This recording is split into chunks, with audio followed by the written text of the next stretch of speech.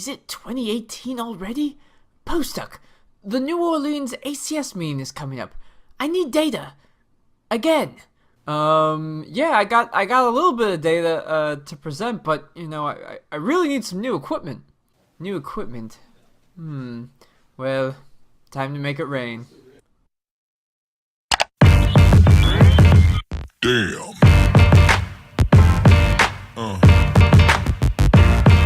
Yeah. Yeah. Yeah. Woo! Nice. This is awesome. You have no excuses now. Yeah. Yeah.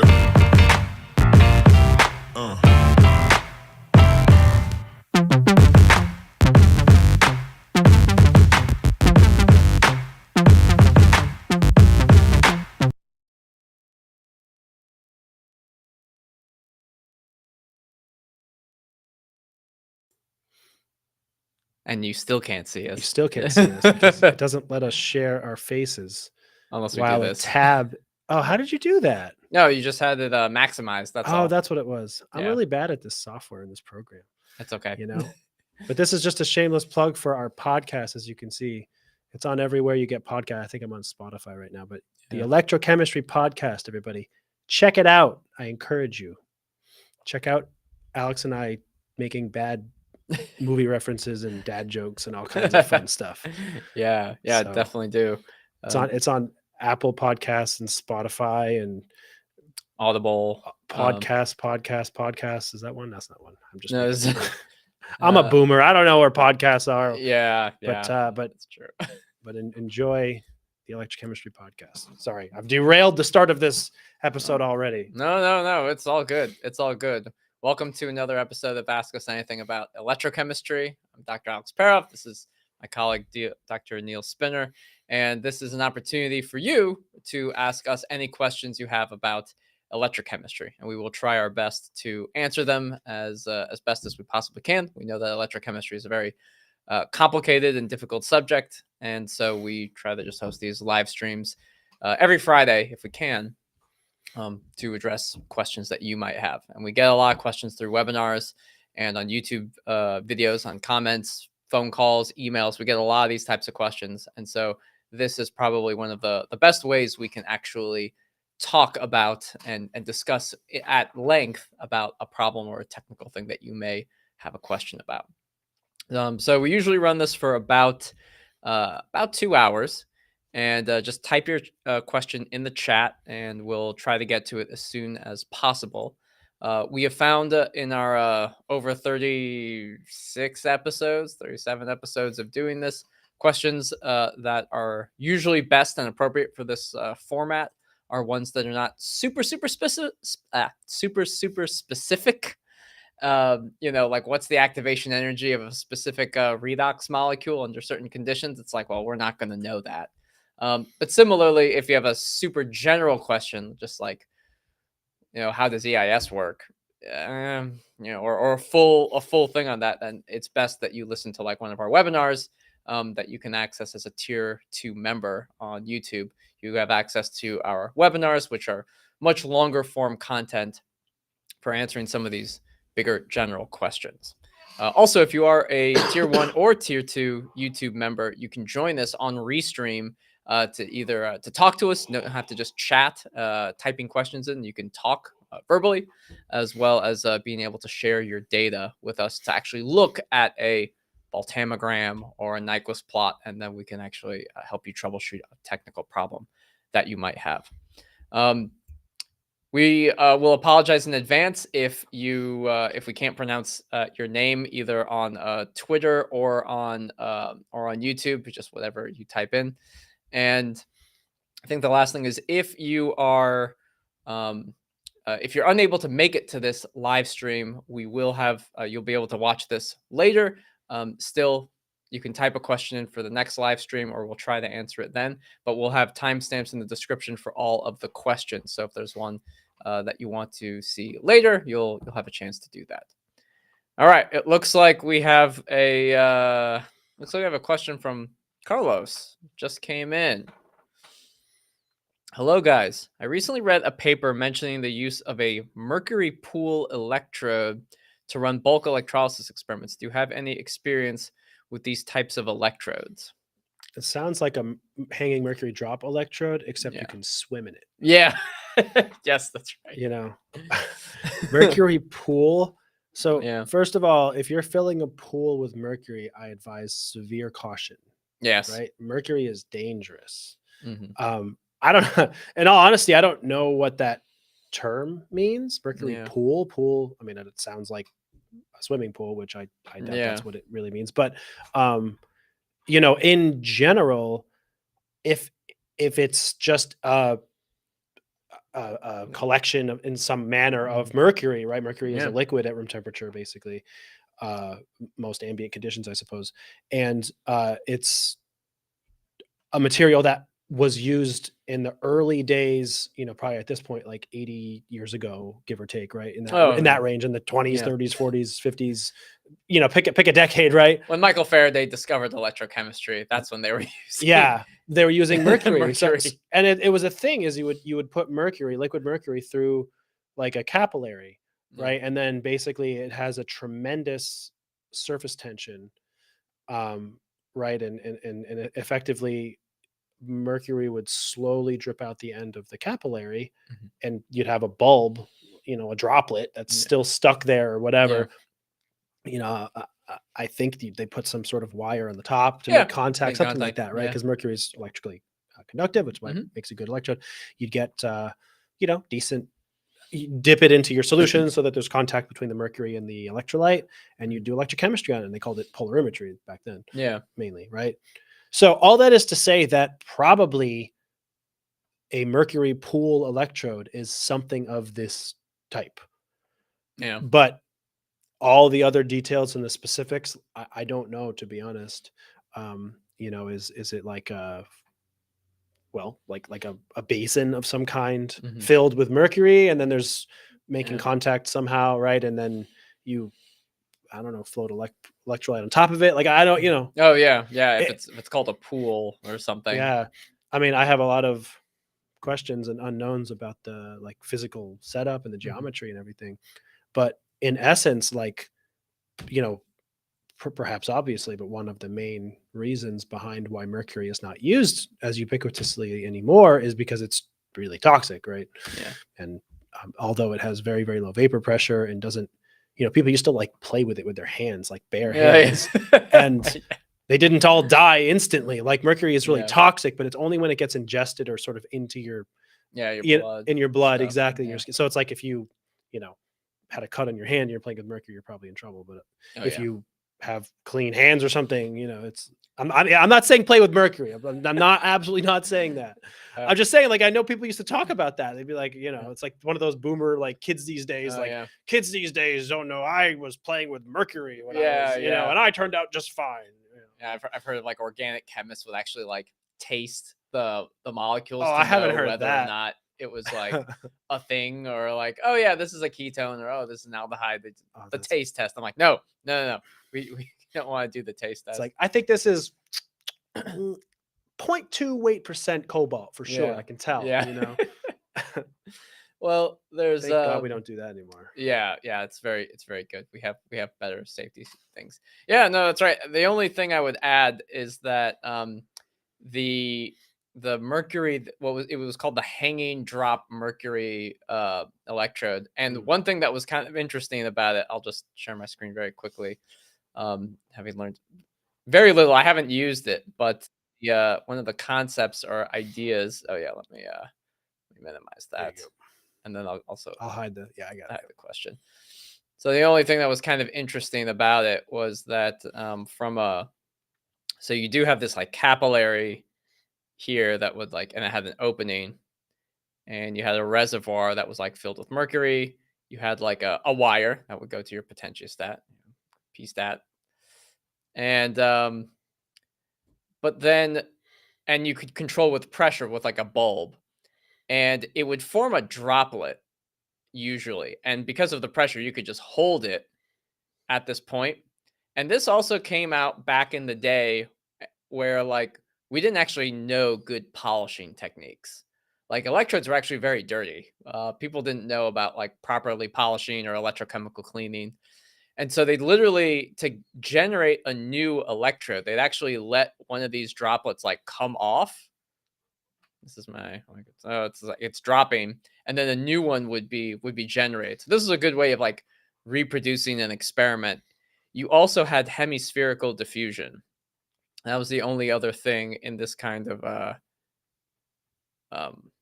geometry that was useful. So you would sometimes actually get more steady state voltammograms that looked kind of like when they were doing polarigraphy, Polarimetry, whatever, Polarigraph- polography. What's the term? Is it polarimetry or polarography? I think it's polarography. Polarography. But they get these steady state voltammograms or something like that because they had hemispherical diffusion. So that was a thing that you'll observe with like a hanging drop mercury electrode. And the only other thing about mercury that people talk about is that it's got terrible kinetics. Like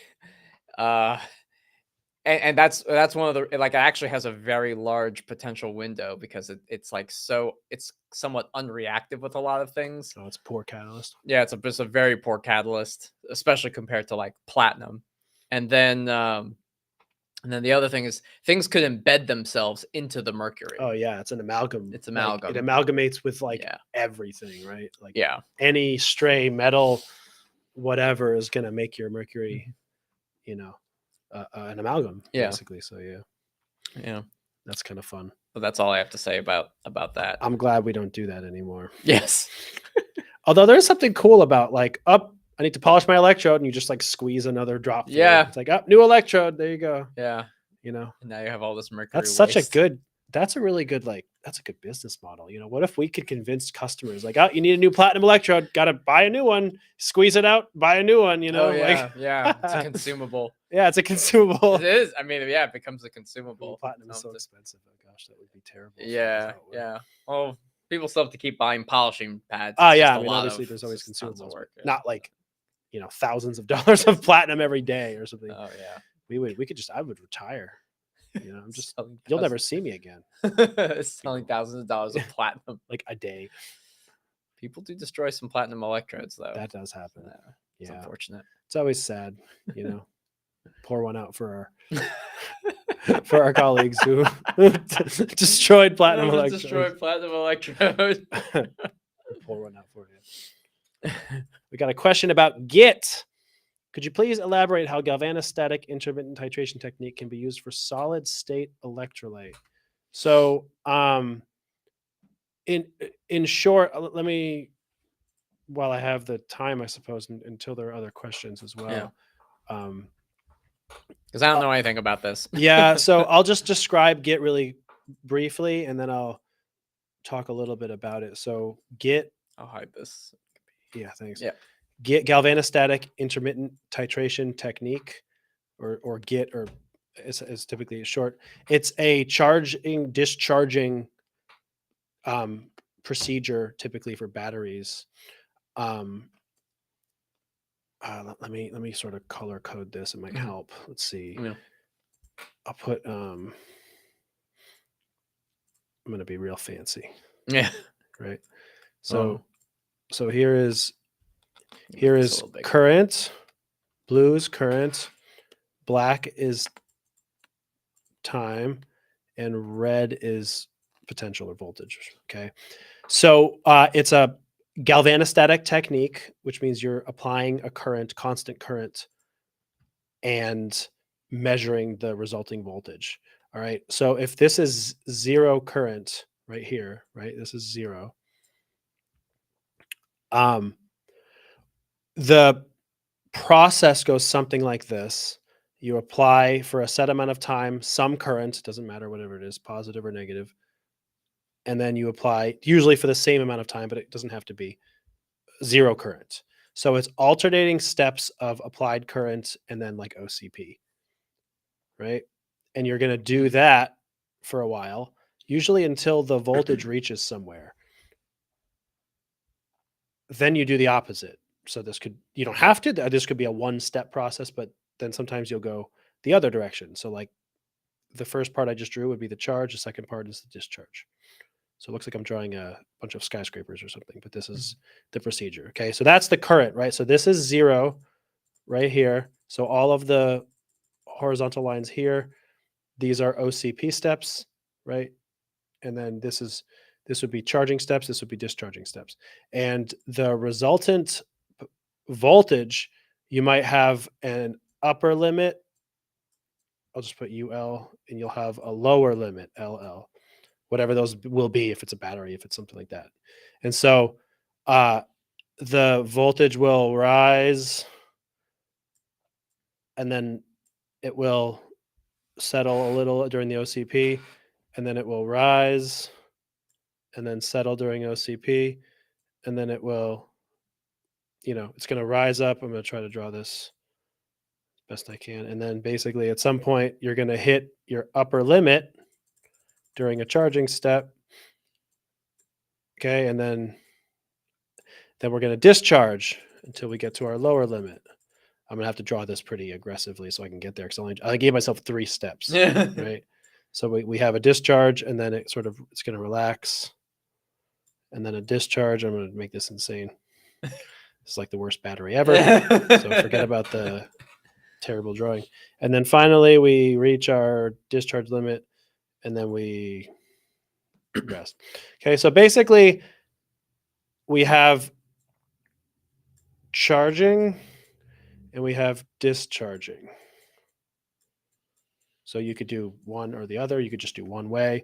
But basically the application of an applied current in one direction until the voltage reaches somewhere is called either a constant current or a chronopotentiometry, charging or a discharging step.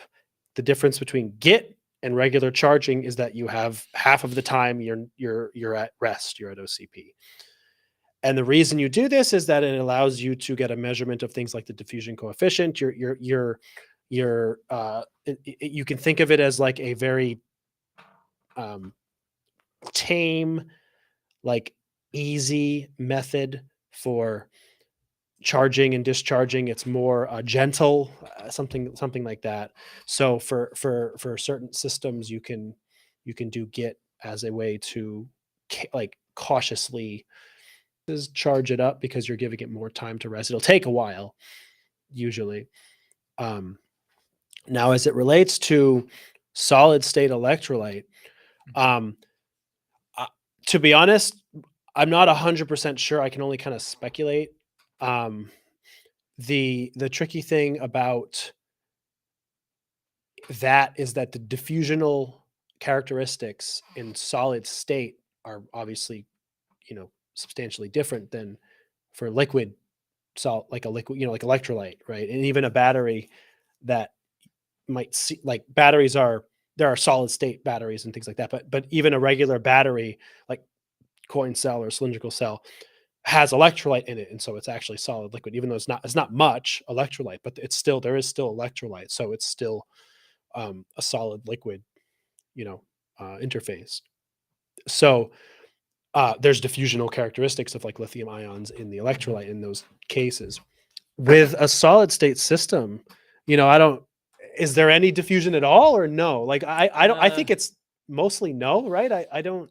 I think you're right. I think it depends on the system. Maybe there's some fluidity. Like I mean, I've heard about people talk about like, well, if you put 2 solids together, you can have electron transfer move between them. It's not a diffusion in the it's not diffusion in the way we think of like a molecule randomly moving through solution. Right. But as you were saying, if there are liquids or semi-liquids, sort of say, or even though something's a solid, it might still be able to something might still be able to move through it. Yeah. In principle, but I don't know. I wish I knew more about just solid state electrochemistry. Yeah, I'm not more about. Great about solid state electrochemistry either, to be honest. And then the other just thing about that is those rest steps that I just drew, it's like you charge up and then it's OCP. That resting curve is basically like following the Cottrell equation, which is what the theoretical you know description of how current and time are related, or I guess voltage in this case. It's voltage and time. So I don't know if it's exactly the same, actually, to be honest, because how would it, the Cottrell, maybe it's not exactly the Cottrell equation. The Cottrell equation is it relates current to, but it's a relax. I mean, my impression is it's a relaxation over time due to a diffusional kind of a thing. Yeah. After a polarizing the surface, like you're sort of having a relaxation, of the diffusion layer and things like that. So as that relates to solid state system, I wonder if what you would see is that the voltage would just remain constant and it wouldn't decay. Like, I don't know. I honestly don't know, but I guess that's kind of my first guess about what might happen, right? Because there's no appreciable diffusion, so the voltage, like, you charge it up to its point and then the voltage would just stay there, maybe. Because I mean, there's also, well, one thing we didn't talk about is time. Yeah. So I don't know, like, how quick in GITT, like, how quickly are those titration steps? Oh, like 15 minutes. Oh, okay. They're like, so you hold the potential for like 15 minutes. You hold the current for about 15 Sorry, minutes. yeah, hold the current for 15 minutes and then and then do OCP for like 15 minutes. 15 minutes. I mean, usually for solid state systems, doesn't take that long. Oh yeah, it doesn't take that long at all. Yeah, not even close. You could, I mean, I suppose maybe with solid state stuff, people might do GITT with shorter durations, like 60 seconds at a time or 30 seconds. I mean, maybe I mean, there's no, you can do it however you want, right? It's just for a battery, you might do, for a slow charge discharge, you might do 10-minute steps or 15-minute steps, or something like that. Is probably more common. And I presume that the current applied is pretty low. It doesn't have to be, but it tends to be the kind of test that takes hours. Okay. So like if you were to charge at a rate for a battery, folk would know something like C/10 or C/5, which means that it would take 5 hours at that current to charge up the battery completely. So if you were to do like a charge discharge cycle, right? At C/5, it takes 5 hours to charge up and it takes 5 hours to charge down. If you started at 0% or something, right? Yeah. So with GITT, it would take double that time. In theory, if you had the same duration, like you could do 10-minute charge steps and 5-minute OCP. So then it takes like, a third more time or something. But the point is, like, if your charge and rest steps are identical, which they often are, basically you're doubling the time for the whole thing, right? So it's like a C/5 charge discharge would take 10 hours, 5 up, 5 down. In GITT, it would take 20 hours, right? Because it's 10 up, 10 down. Oh, so the whole thing can take a while, right? It could be like a whole day. Because you're doing it for a different reason, right? You're doing it to get diffusional characteristics. You're doing it to see the behavior in a long-term usage scenario, something like that, right? It's like it's not exactly like a perfect case usage, but you might imagine you would do something like that to see, like, well, how does this battery or whatever energy source behave under very long-term, slow drawn out usage, right? Like not a car that like immediately discharges it, what I mean? Like a slow intermittent usage. Hence so like supercapacitors probably wouldn't be a good explanation. Yeah. Well, Divya, if you want to elaborate more about the solid state electrolyte, you certainly can, but that's all we know. You know everything. You know everything that we know. Everything that we know. At least that's a decent gist of GITT as a technique, but as far as its specifics to solid state, that I can't probably speak too much more specifically. I don't know if I am aware of enough to do so. So See, we have a question from Rahil Hassan. Please give the general basic principle of EIS. Well, this probably qualifies as that kind of question you talked about at the beginning. it does. At the same time, I think we can, like, if you want to know everything about EIS, like getting started, I think, yeah, use a webinar would be good. But I think it's still, we could still say, I mean, the way I describe it in just a few sentences or words is you're applying a sinusoidal perturbation to an electrochemical system that is frequency dependent. So it's how quickly are you oscillating, say, a potential in potentiostatic EIS?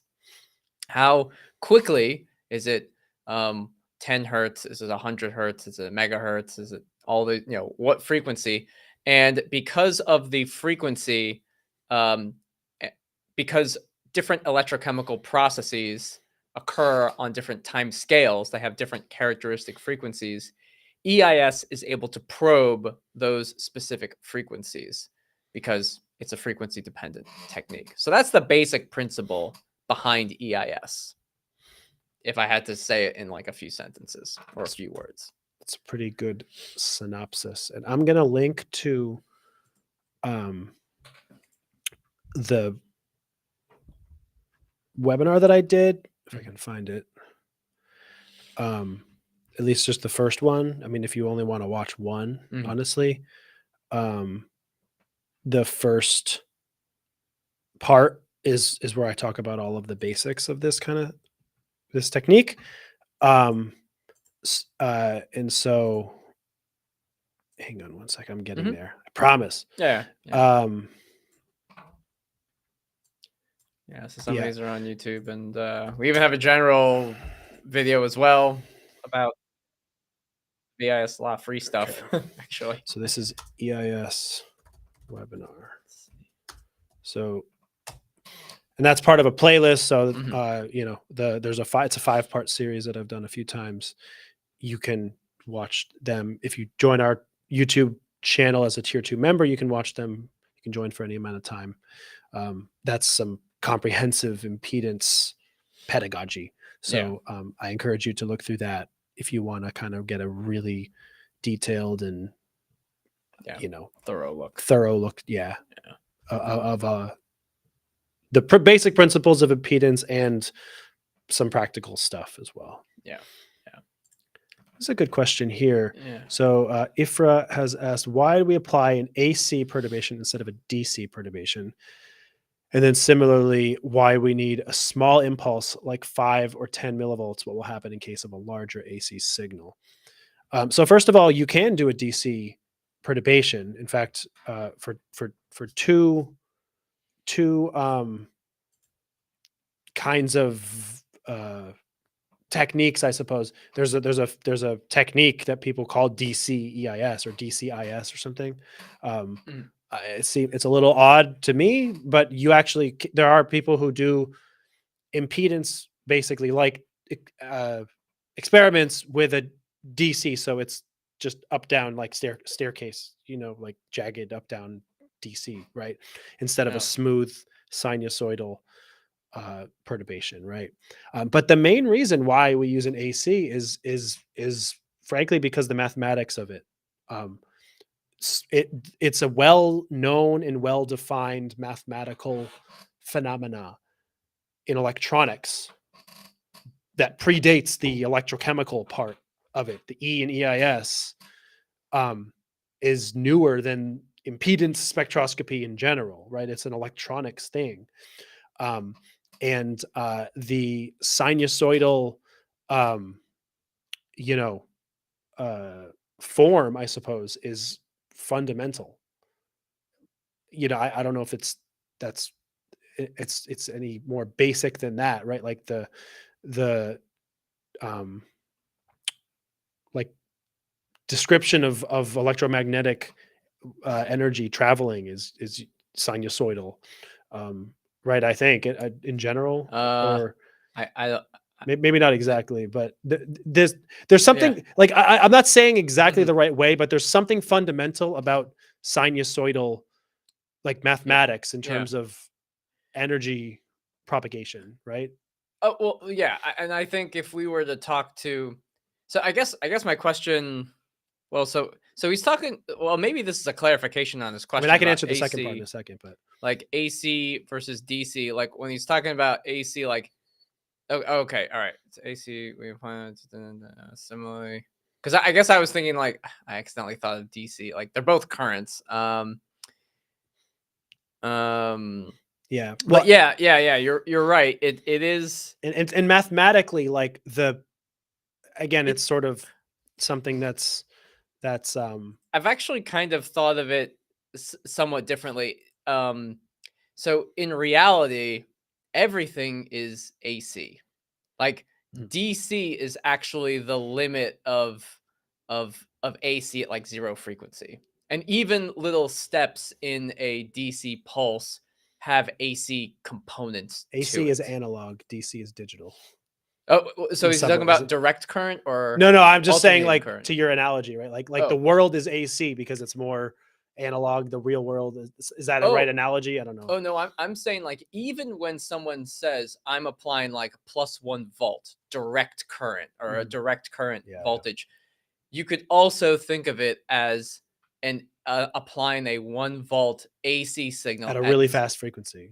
or at a very or at like yeah really fast or really slow. Like it's just like even our very slow sine Yeah. waves. It's like well, it's kind of 1 volt if it's like microhertz or something like that. Yeah. So so DC and AC are it's almost like I don't know what's another way of kind of thinking about it. It's like a scaling thing, and we're taught it a different way. And you're right, the mathematics changes when you actually do it, but it's like classical Newtonian mechanics versus like relativity. It's like because the scale of things are different, we can it's like we have to treat these bodies, you know, the classical model breaks down. But really if there was a unified theory for everything, it's like no longer as like it's just the limit as something approaches Yeah. this thing. I guess And I don't know if that makes sense. yeah, I mean, If we got off on a tangent. no, I know. Well, I also did too because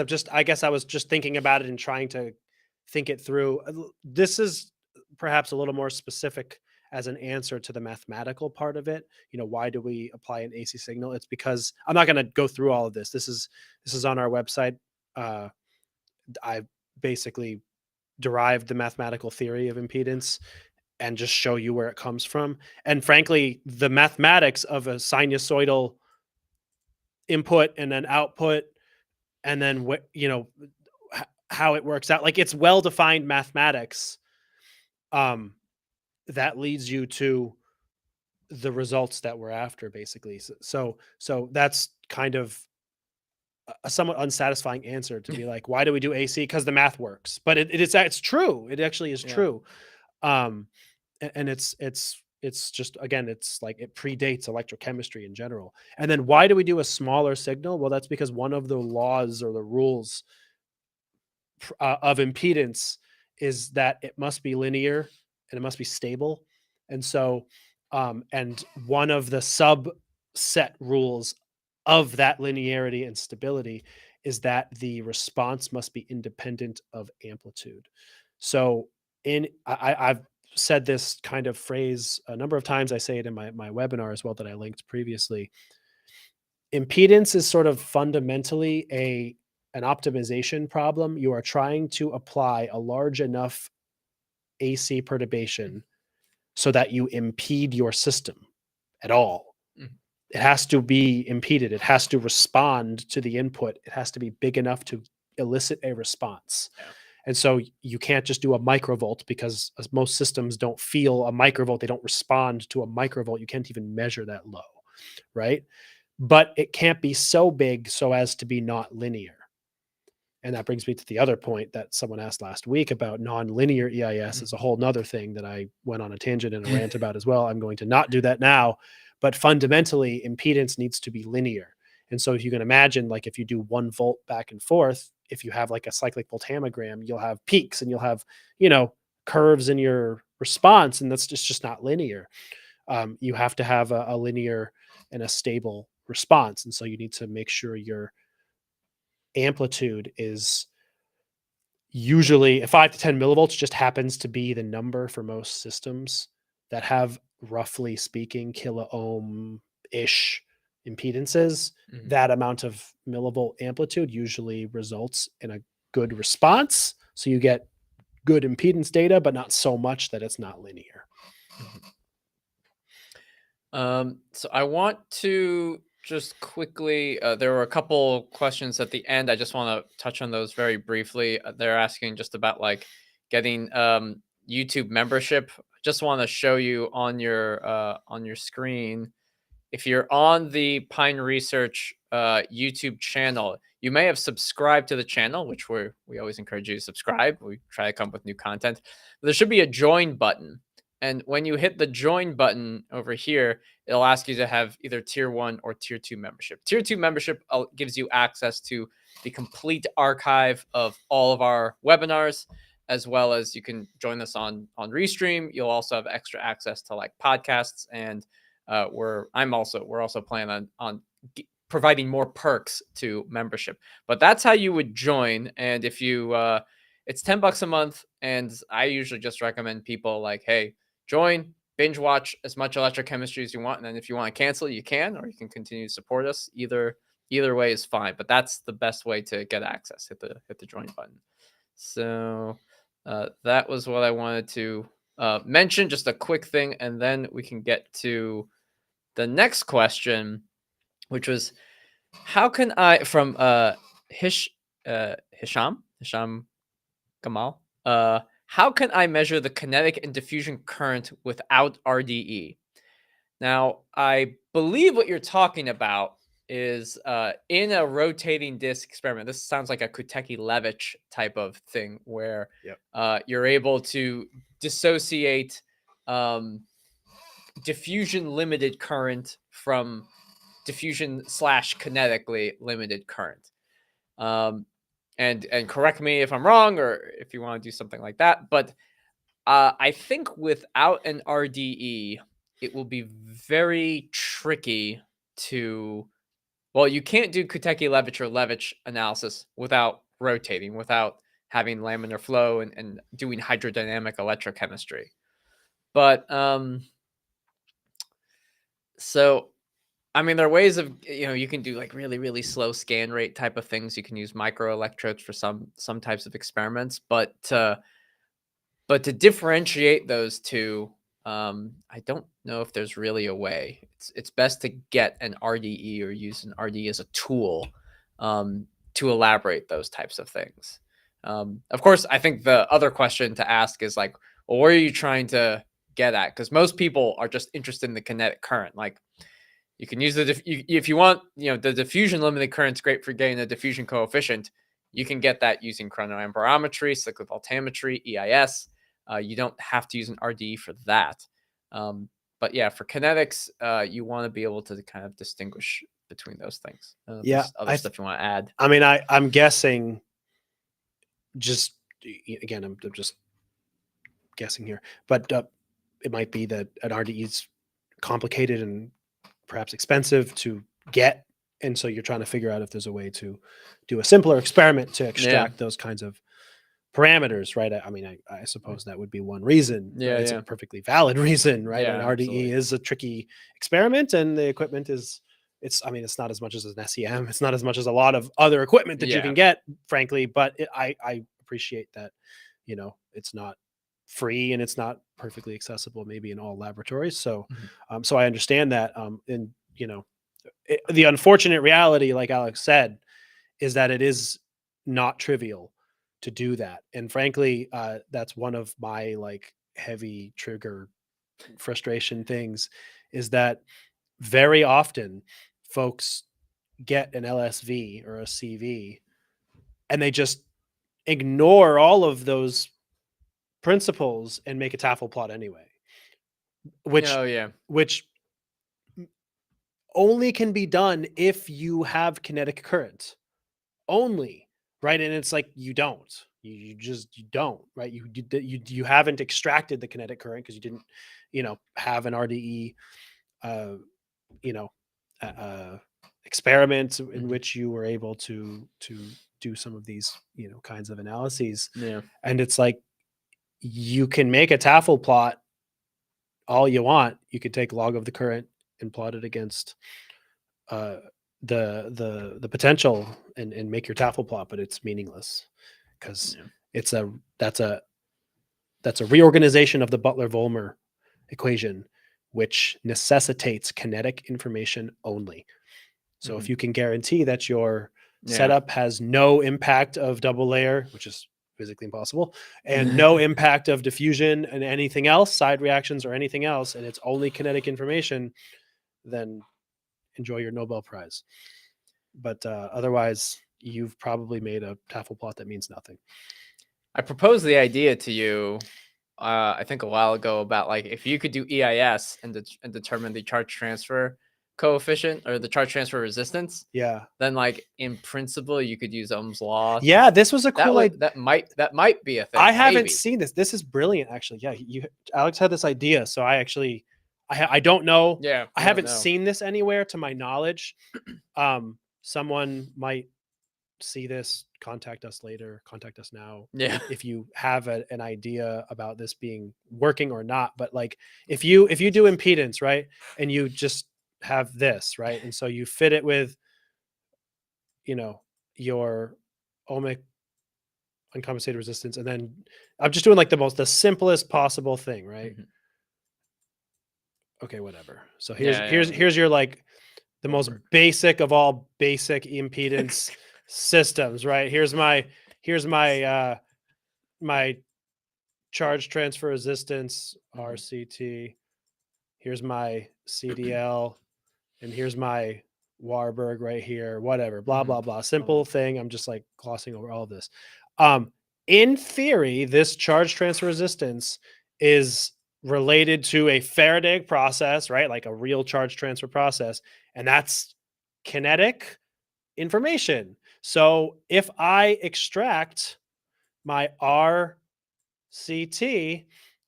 and I just it's at least feasible, right? I can use Ohm's law, V equals IR. So in theory, at whatever potential I got this at, you're at some potential. Yeah.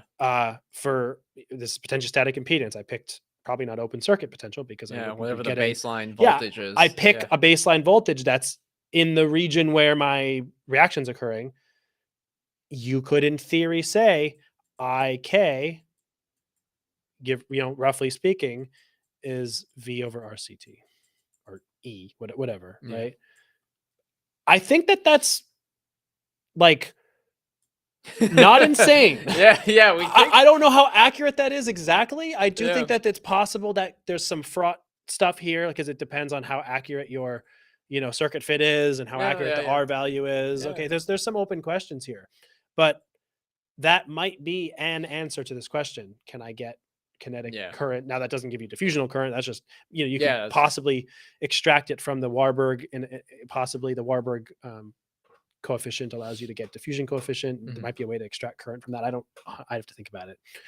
You could in theory just say that the W has units of ohms. You could just treat that as an R and do an Ohm's law there. I don't know if that's accurate. That also might not be accurate. I have no idea. And that might all be a little bit wonky, but that's a cool. You suggested that the other day, and I was like, "That's a really good idea." That might be a way. Yeah, and it changes. It's like depending on what that voltage is. Okay, to be clear, that is a way. That is a way. That gives you a current. Yeah. Whether that's accurate or not, I don't know. But to be fair, one of the extractions from a Katecky-Levitch analysis is to get current as a function of potential. Like kinetic current as a function of potential, right? You either pick a bunch of potentials along the sort of S curve, right? Or you do a continuous analysis at every potential. I showed this in another one of the webinars, again, in this shameless plug of in our tier 2 webinar members section. I have a 2-part series on RDE analysis, and I go through all of this. But basically, at every potential, at various rotation rates using Katecky-Levitch analysis, you can extract the kinetic current to get yourself all of the stuff that comes with it, the Tafel plot, and then the electron transfer coefficient, stuff like that. But the point is that it's a function of potential. So you could, this is a bit more tedious, but you could just do impedance at like every 10 millivolts for a while and get the kinetic current by tracking how the resistance changes. Yeah. It's not crazy. It's not I don't know if crazy. it's perfectly accurate, but it in theory could work. In theory could work.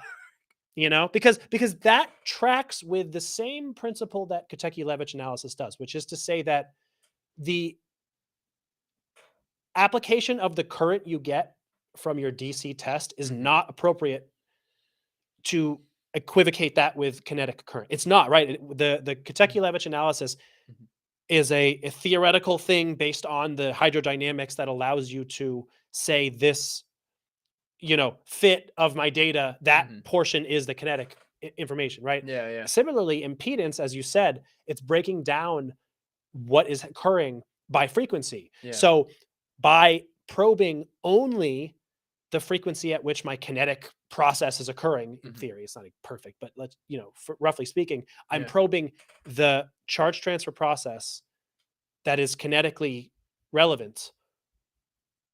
It makes sense, right? I'm that EIS is one of those. It's also an extrapolation too. Exactly. It's an exactly. And it's you know, it's using impedance for what it's for. It's a procedure that allows you to pinpoint certain processes by frequency that you wouldn't otherwise be able to do with most DC methods. So give that a try. Actually, if you're going to do you know, comparative thing, I'd love to see what happens when you do something like that.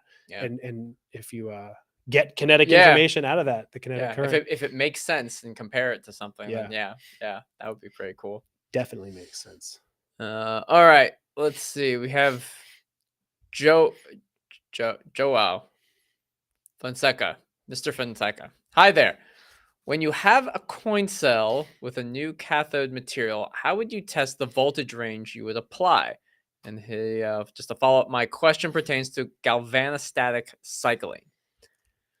I'm going to defer to you because you know about coin cells and batteries. So if you're testing out a new cathode material, keep the question. You're gonna and you're making a coin cell, you're gonna have to have the other electrode, the anode, right? Typically, you'll use just lithium metal, probably. And there's two reasons for that. You know, the first is that the cathode is usually the lithium source. And so if you're testing out a new material, you have to like lithiate it, right? So like if, you know, a transition metal oxide like cobalt or nickel, manganese, stuff like this, like different transition metal oxides, they don't operate as cathodes until they've been lithiated. Because the anode in a regular lithium ion battery also doesn't have any lithium in it. It's just usually graphite. So the lithium has to like start somewhere. So it usually starts in the cathode. So the charging of your battery is where the lithium leaves the cathode. Okay. So what that means is that let me think this through. Your material that you've made to be a potential cathode has no lithium in it to start, right? So it's as though it's fully he does have a little comment here. I don't know if this helps. He does say yes, it is lithium metal. Okay, that's maybe that so helps. So what you would do ideally is lithiate the cathode and then delithiate. Like I got to think this through because I full like disclosure is that I studied batteries, but I studied anodes. So when I'm using lithium metal, I was using it as the cathode, and it's actually just easier in that case because the charging of a material and testing how well it charges and operates as an anode is easier when you have an anode. You make your material. It also has no lithium in it. You use the lithium as the cathode, and then I just see how well lithium goes in and out into the anode, whether it does or not. And that's how you test the anode. with the cathode, it's a similar thing, but it's backwards because it's like you're discharging it first. I got to think about this. I'm not 100% sure because I didn't test like prospective cathode materials. For the most part, I think you're still looking for like a characteristic curve when you're testing for a prospective battery material, though, whether it's an anode or a cathode. And so what you're looking for, as far as what's the voltage range that I should be looking for, it's that when you put your coin cell together, really what you're doing is a chronopotentiometric experiment. So you're applying some current and you're watching the voltage go, do something like this or the other way, basically. For example, if you put together a coin cell with a cathode, the cathode is on the working electrode, right? And so if your cathode is like cobalt oxide or whatever, you're trying to lithiate it, which is a reduction reaction, right? So you'll be making whatever. So something like this. So I might be wrong on some of these, so apologies if I am. I think that the way you would start would be something like applying a negative current at your cathode, and actually it would be the opposite of this. So you would be like you'd have some curve like this, and so it's like the voltage limits are wherever it starts, and then it should plateau for a while, and then crater or something, and then that would be when the lithiation is complete, basically, and that represents the fully discharged state. So something like that, I think, and so that would be the way to like experimentally get you, V lower and V upper or whatever, and then the amount of current times the time would give you the capacity of your cathode. And typically cathodes have capacities of like 150 milliamp hours per gram, something like that. Cathodes usually the limiting step. Anodes have more capacity. That's why the cathodes are thicker. So I think something like that is practically how the experiment would go. But again, I might be off on some of those specific details or the order exactly, because like I said, I did with anodes more than cathodes. So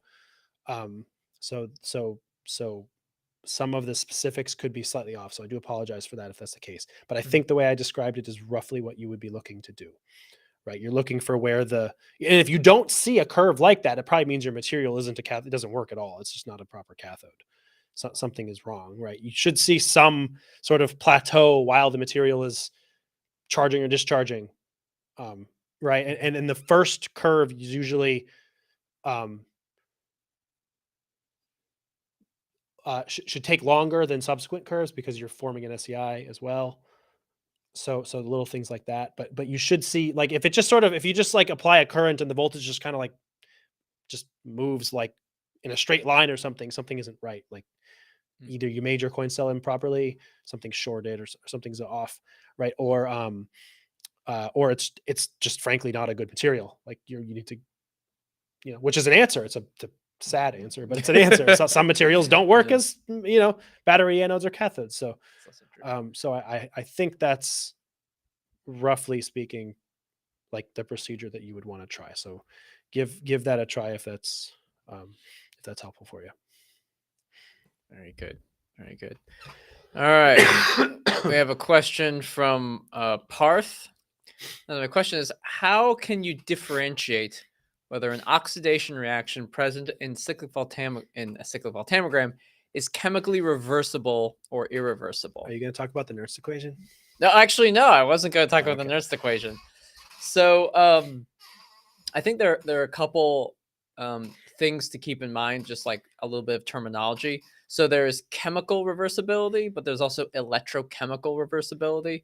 So electrochemical reversibility is just like I oxidized something, like it was in the reduced state, it was oxidized state, and then I converted it. And actually, the best way to look at understanding whether or not an oxidation reaction is undergoing an electrochemical process that's irreversible, I'm going to showcase, we have some new software. It's an online platform called Aftermath Live, and it's for simulation. So I think I'm here. Good. So what I'm going to do, I can actually simulate this Maximize. cyclic voltammogram of an electron transfer with a chemical step. So here you can see it's an electron transfer with a chemical step. I'm going to do cyclic voltammetry. I'm going to just put some parameters in, and then we're doing an oxidation reaction. So we're going to oxidize it at approximately, I'm actually going to fill this out. So let's just say it's oxidizing at 0 volts, and then I'm going to kind of sweep from, let's actually switch this. So I'm going to start at negative, and then I'm going to go to positive, and then I'm going to go back to negative, just so that we start at a point where we're in the reduced state of the molecule, and then we have some, and then, but B, so A is a thing that reduces to or gets oxidized to B plus an electron, and then B can undergo a reaction, a chemical step, to C. And so if I simulate this right now, I just get kind of a relatively normal cyclic voltammogram. But there's two levels of like reversibility slash irreversibility. There's this process where the A gets oxidized irreversibly. So there's a step where it's like, okay, it can't go back. B cannot go back to A. So if I simulated this, I would only get this type of signal. I'd only get the oxidation step. So it would be in the reduced state, oxidizes, and then I don't get anything back. And even if I were to change, say, the voltage range, let's say my final voltage was like 3 volts, right? If I simulated that, it's still nothing. It's still, I don't see it. So I can widen my voltage range to see whether or not, okay, did this thing show up or not? Because what can happen is if I have this reversible, but I end up having a very slow electron transfer occurring, this is another thing to keep in mind. I might actually see something, but it's much farther away. So if I were to simulate this, oh yeah, let me go. It's still too fast. It's still too fast. So if I were to simulate this and get it back to where it was, put it in order of magnitude, you'll notice that these start, the peak splitting between these starts to increase. And so what might look like something irreversible because, oh, I only see this, might be because I haven't actually scanned far enough back to see this peak. Now, irreversibility from a chemical step can also be observed. So let's make this fast again. But I may actually have a very fast electron transfer from B to C, like several orders of magnitude than the reverse. So if I were to simulate this, I'd get, again, kind of just a little bit of reduction and a lot more, much more oxidation. So these are the kinds of voltammograms that you would observe to determine whether or not you have, say, a chemically reversible or irreversible electron transfer in your or chemical step in your cyclic voltammogram. I'd actually do some simulation to kind of see, all right, what mechanism works. But another thing that you can do experimentally, and you can even see this here, is you can change the scan rate. So let's say I still have this process. If I start to scan faster, I might start to see, I think I should see more. Let's see. So even if I scan faster, I actually don't get very much of this species returning. So changing the scan rate is another experimental technique that you can use to try and determine, oh, is the thing electrochemically reversible or irreversible? So you can change the scan rate experimentally. You can also see if like, oh, well, what if I didn't have C in this reaction? Like C may be some kind of electrolyte or a solvent or whatever. If I removed C, and I can't do that here, but like if I removed C from this equation or something, actually I only have 0 of that.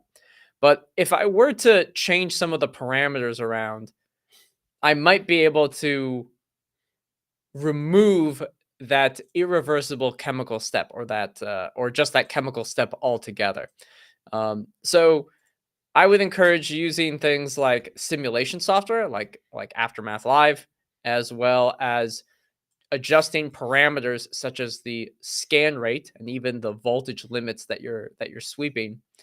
And then lastly, if you can chemically change your system, like if you think B is reacting with, or actually in this case, it's B is reacting with C, you could also have, there is, I think I can actually create a user-defined template. If I create a new a new simulation, I think I can create, it's known as a user-defined. So I can have my electron transfer. This is another powerful aspect of Aftermath Live.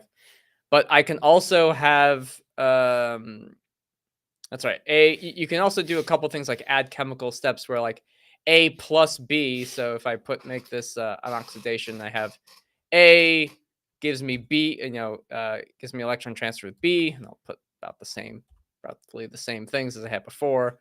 And then, this is the fusion coefficient, 1 molar.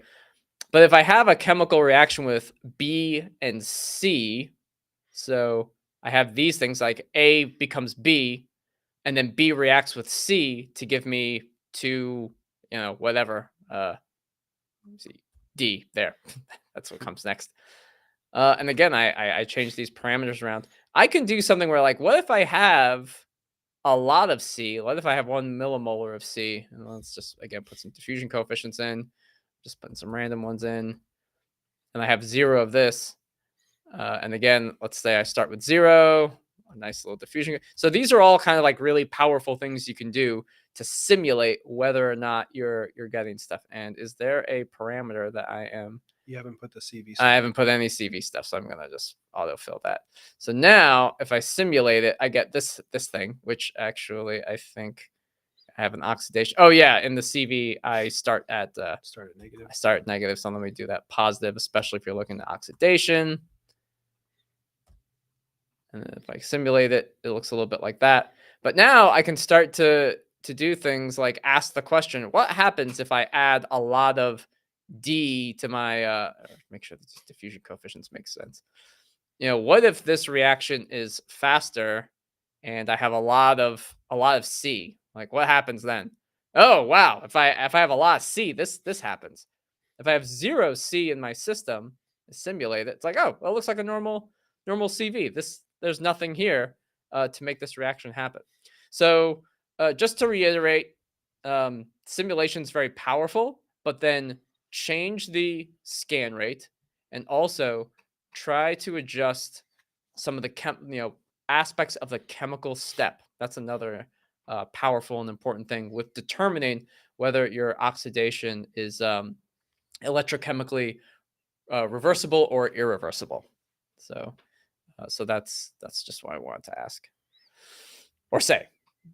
I didn't ask you anything. But you can ask. You can ask us anything. But they ask questions. We answer. Yeah, we answer questions. That's how Ask Us Anything works.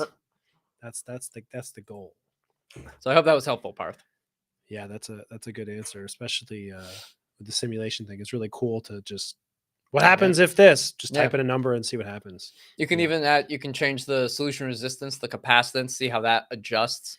You can have multiple electron transfers occurring.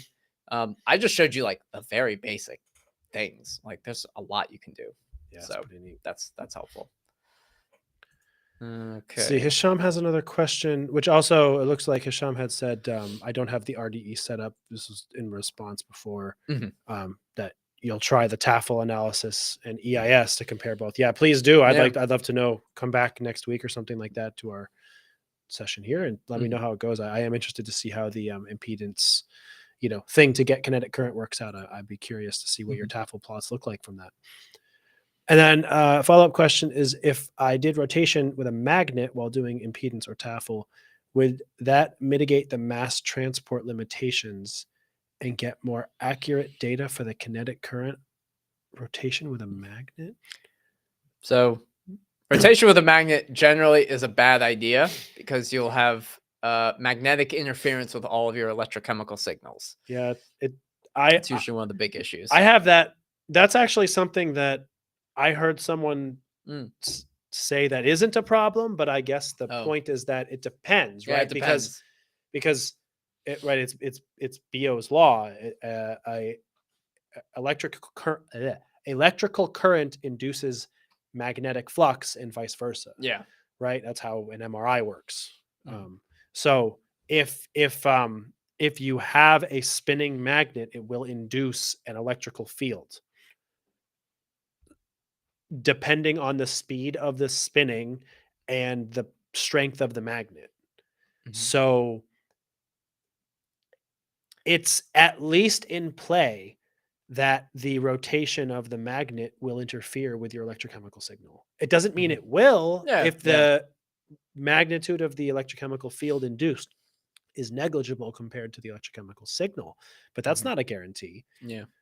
So I have seen like a few instances of people who have proposed this, or one group, I think in Vancouver years ago, had designed something like this. They designed, and the reason behind it was because they wanted to rotate in a sealed cell.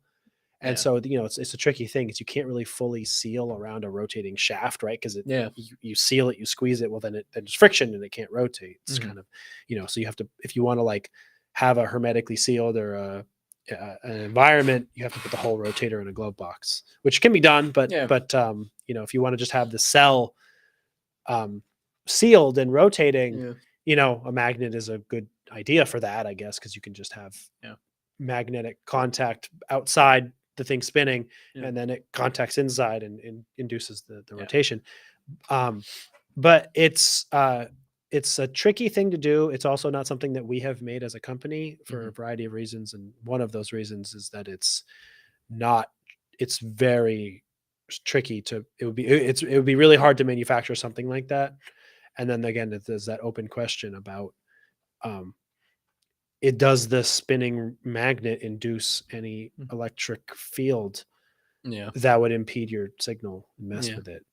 So it's possible it would make it much less accurate. Yeah, and you just say this is we're also assuming that you're doing rotations. You're rotating the disc with a magnet. When we use we typically use like a motor to rotate a shaft and an electrode. It's got to be very, very precisely like you need to have very low run out. You can't have things wobbling. So to a degree, it's like you said, like, oh, what if we use the magnet? And I'm like, you still need to have like, I know, like, yeah, you might not have an RDE. It is so much more expensive to get like a magnet that's like quality enough in a setup to get a rotating disc to kind of do this experiment. Like, you can't stir the solution to get this type of Right. to get RDE data. We just want to make sure. I want to make sure that that's very clear. Yeah. And then you have like the problem that a motor to rotate a shaft can overcome the frictional effects that try to stop the rotation, whereas a magnet it's going to be probably a little harder to maintain and set speed as you rotate it might as be well. hard. It might be a little hard to do that. harder. Yeah. So I mean, it's like I said, there's been maybe a couple of small number of groups that have tried to develop these kinds of things in their laboratory. There is no real commercial solution for this. It's not quite so obvious how or if it works. Yeah, absolutely. So I would be a little cautious in trying to set something like this up. Just in general, I would say. Yeah. But all those things taken all those things taken into consideration, if you are able to use a magnet to rotate an electrode, then it'll behave just like a rotator, and you'll be able to get you'll be able to control the rotation rate, and you'll be able to do experiments. But um, so to also say, like, would that mitigate the mass transport limitations? Not really. I'm It would- like, maybe it wouldn't really It's mitigate. just an alternate way It's to another rotate. way. Yeah, it's just an Yeah. alternate way to rotate your electrode Mhm. if you were to overcome those challenges that we just talked Yeah. about, right? Which if you manage to get that working, then great. But that isn't necessarily going to mitigate or even negate the presence of mass transport or anything like that. It would just be another way to rotate your electrode and Yeah. do Guttecki-Levitch analysis. Yeah, Which is fine, fair enough. If you're able to do that, that's great. Yeah. Absolutely. Okay. Looks like there's no questions so far. I think we can wait a little bit if Yeah, we do tend to get that flux of questions yeah. at the middle to last part of this hour, but I you kind know. of wonder about it. Like, is there something happening like around the world where it's just like, all right, at exactly like 2:10, like nothing's gonna happen, but then at 2:15, it's like, oh, that's when this thing just so happens to let out, and everyone is asking questions, or I don't people are know. waking up, or something like Waking that. up or going to bed, Or yeah, going to because bed, yeah. the whole time zone thing is a bit yeah, it's tough. Yeah, one of the real challenges for us in doing these, I do do webinars and all that kind of stuff, is like I want to make sure everybody from any country can join. Yeah. And we're in the US, we're in the Eastern time zone, and it's just like, okay, well, if I do it too early, like nobody on the Western side of our country can join because they're all that's asleep. right. Yeah. But if I do it too late, like nobody in Asia can join because it's the Yeah. middle of the night. It's like you just Yeah. can't kind of win no matter what we do. Yeah. That's true. Just have to pick a time. Yeah. So yeah. anyway, I mean, big appreciation for anybody who does join us at 1:00 in the morning your time zone. Yeah. We're not trying to make it difficult. We just have to pick a time. You just have to pick something. Yeah. So and truly, if you if it's like the middle of the night or something and you can't make it, like leave a comment on the YouTube channel or something like that, and next time we'll make sure. In fact, you can almost guarantee that your question is gonna get answered, because like okay, there's a list of these questions, or if there's no list, like we're gonna usually go through the list first before answering questions that people have, if there's no questions. So we definitely encourage you to do that. And we make these events usually a couple days in advance on YouTube as well. Yeah. So it's like a upcoming event. You can type your question in before it starts, and we have a way to categorize to keep those questions, whether you made a comment on YouTube or asked it a couple of days before. We can answer it live, and you can watch it later if it's like 2 a.m. and you'd rather be sleeping. Yeah. I don't know why you'd rather sleep than listen to us. Yeah, that's right. Talk about electrochemistry for 2 hours. I think that's objectively the wrong choice, but I guess you can't make people do the right thing sometimes. I know it's important, because I will tell you that a lot of my my absorption of electrochemistry knowledge has come from listening to electrochemistry before going to bed. That gives you all the time to make sure that it's really getting, it sinks in. It really is sinks this like in. the equivalent of like they do it in cartoons, where it's like the person needs to like cram for the exam the night before, so they put the textbook under their pillow and they fall asleep, and it's like osmosis. Yeah, that's right. Just like It's it like absorbs through osmosis. You don't even have to read. Just the words from the textbook will seep through your pillow. Yeah, because everyone knows that the mass transport properties of pillows are right. very, very fast. Yeah. Like the diffusion coefficient of text is low in paper, but it's high in pillows. It's high in pillows. Everyone knows that. Yeah, it's science. That's right. I absorbed that from a textbook. That's that right. knowledge. That knowledge. I absorbed that knowledge using the method Yeah. of pillow absorption. Pillow absorption. That's right. The diffusion coefficient is like a meter squared per second. Meter squared per second. It's huge. That's right.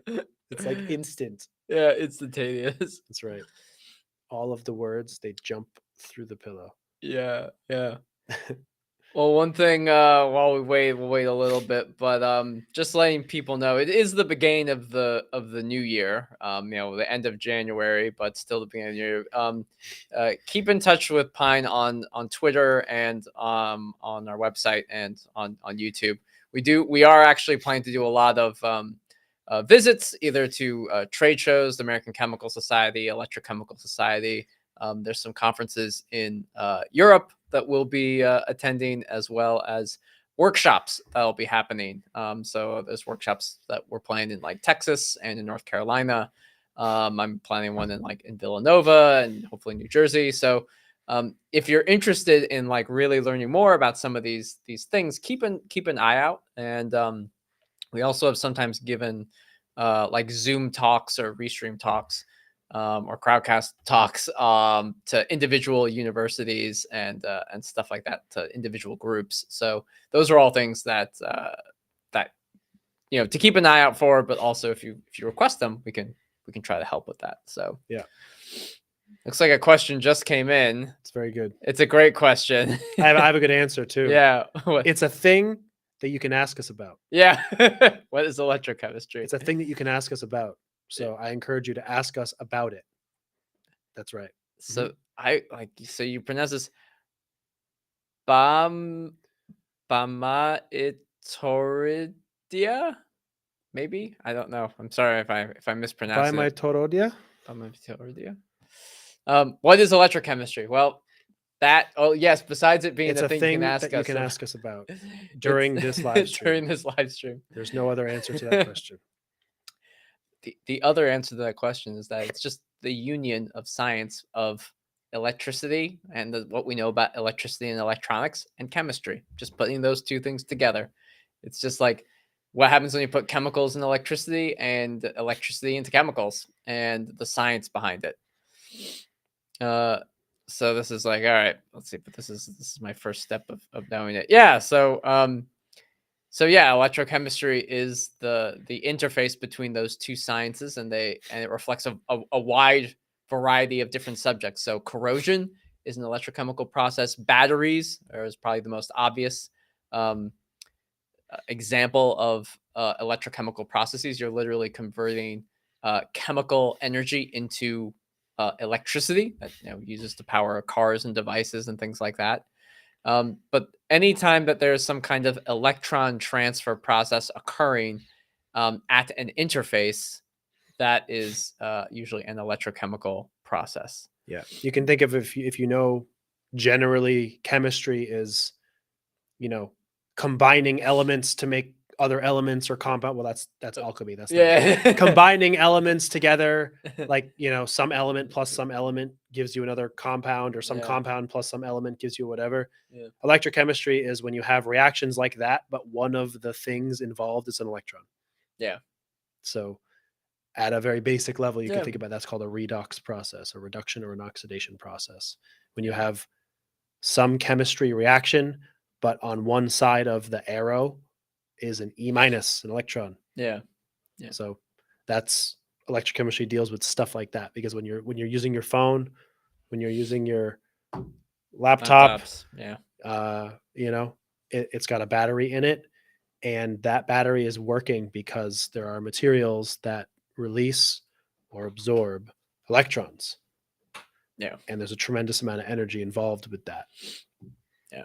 Yeah. And it's enabled all of us to carry this phone with us everywhere we go, thanks to electrochemistry. Yes. Oh, that actually reminds me of a question I want to ask you about batteries. Oh yeah. So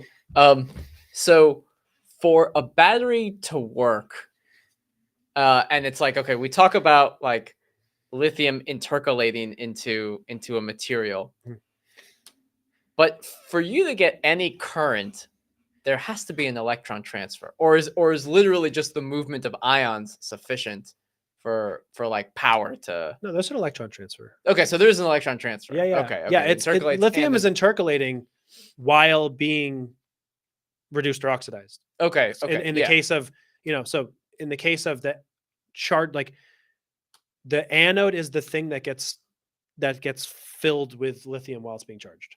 Okay. So like I always think of the anode as the one that makes the most sense, because if you think about a battery is charged up, yeah. it's like it's soaking in the lithium, Yes. and then discharged, it's releasing the lithium yeah. intuitively. Okay. Now, one of the anode or the cathode has to do one or the other. Mhm. And it just so happens that the anode is the one where the lithium is like shoved into it when it's charging, and then it releases the lithium when it's, so the cathode has just sort of counterintuitive by that thought process, sort of an arbitrary thought process. But like the cathode during charging is losing its lithium.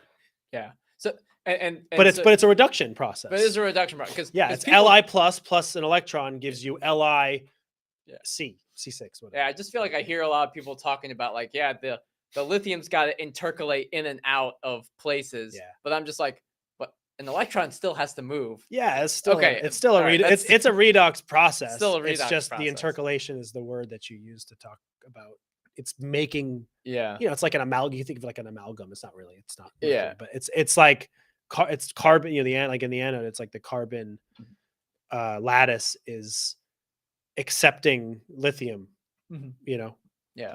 Like lithium ions are getting reduced and then entering the lattice, and then they get oxidized at another part, and they leave. Yeah, and then it's just it's just like any other device. It's like lithium gets oxidized, forms Li plus, and then there's like a big, like conga line of lithium ions between the end and the cathode, and this one comes out, pushes a million of them, and then one gets pushed into the cathode. Okay. All right. I just thank you for that clarification. Yeah. I was just like, intercalation, but there still has to be an electron that moves, right? Like the one electron. The one. Our electron. boss has this theory. It's not a real theory. It's a joke, but that there's one electron in the world, only one. So it's just moving really fast all the time. So Everywhere. it's like I just saw it. It just ran through this room to make the lights. Yeah. So that's why there's lights here. And then it just went through my computer to make it work so I could say this to you and you'd hear me. And then it just went across the world to where you are through the device you're watching. Yeah. That electron, it just went by you to make your device work. Yeah. The one electron. The one electron. And it just charged up my phone. That's right. The one electron. The one electron. But what if it gets trapped in my phone? Then no one can use it. It has to come out of your phone then. But it can't. There's nowhere to come. It's stuck. I haven't plugged it in. Oh yeah. It's right. Unless it jumps through the air. Electrons can't. Can the one electron? Maybe the one electron. The one electron can jump. Yeah, it can jump through the air. Like it has that special ability. It's like Schrodinger's law, right? It's simultaneously everywhere and nowhere at once or something. Yeah. Yeah. Schrodinger's electron. Schrodinger's electron. Hey, look at this question. It's your favorite. It's my favorite. Alex loves the Nernst equation. Well, so any idea about Nernst equation? I definitely know the Nernst equation. Okay. Honestly, I've just started high school. I'll come back a few months later with some doubts and knowledge about it. Good for you for asking questions about stuff. This is an advanced. Yeah. So first of all, apologies in the beginning because the question, what is electrochemistry, is one of the ones that we say don't ask because it's the internet. I know how the internet works. People like to troll. It's like, ask us about electrochemistry. And people are like, what is electrochemistry? And they're doing it as a joke. So you aren't joking. So I hope we're being a little goofy, but I do hope that we're giving you solid answers here. Yeah. And major props to you because electrochemistry is a topic that most people don't even consider knowing a thing about until college. It's a very complicated topic. It's usually college or graduate school. Yeah. So if you're in high school and you are trying to learn about some of these topics, you're like very ahead of the curve, which is excellent. Yeah. And if you want to, I mean, like I talk about the Nernst equation a lot, like a lot. It's probably my favorite. Yeah, it's one of my favorite subjects. So if you do want me to talk and describe the Nernst equation to you, I will do that. For the the 1000th time or something. just let us know. It does sound like you'll be coming back It's fine. It's fine. Yeah, it's Yeah. Alex's favorite equation. It is my favorite equation. It really describes so many electrochemical processes and things that it's one thing. If you're in high school, one thing that at least I've observed is like you'll learn something very simple in school, but you won't really appreciate it because it's just in a book, and I just have to like remember it. But eventually, that thing will come back into like real life, and you'll it's like, oh, like you understand it on like a deeper level. Like I don't know, there's like a philosophical argument about like, there's a person named Mary who lives in a black and white house, and Mary has like a PhD in red. She has studied the color red. She knows every single thing about red, but she lives in this black and white house and hasn't actually seen red. Is there knowledge that Mary is missing? And it's just like there's that experiential knowledge, and so there's that like experience of knowledge of understanding things on a deeper level. Until you see red. Until you see red, You don't know. do you really know red? You've read every paper, every publication about red. You're a leading author in red, but you've been living in a black and white house. So do you really know red? Anyway, I digress. Let's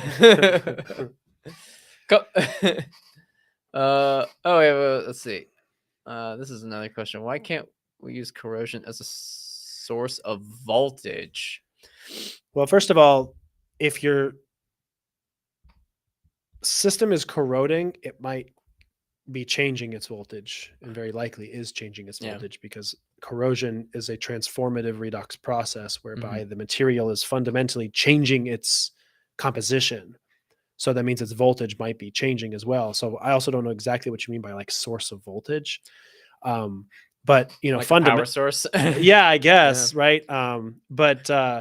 But fundamentally the corrosion is a destructive process. And so, there are things like sacrificial counter electrodes and things like that exist. It's sort of like a corrosion thing, but the voltage will be changing constantly because you're like forming an oxide or something or whatever you're changing the composition, which means its voltage, its potential will be changing as well. So there's that. The oxidation and reduction reaction that occurs in corrosion is also like right next to each other. So it's kind of like whenever we talk about voltage, we're talking about like, oh, there's a potential difference between two things. And then the electron transfer that happens here, the opposite happens here. But in corrosion of like a metal, it's like it's all happening on the steel.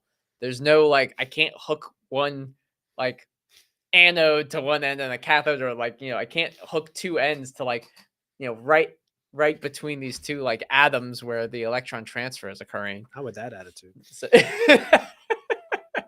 So that's maybe another reason, but there's also like a practicality. Like even if you could use corrosion as a voltage source, how good of a voltage would it be? It might be unusable, and that's a very real thing that governs certain things. Can absolutely do stuff, but people are talking about making like batteries out of paper.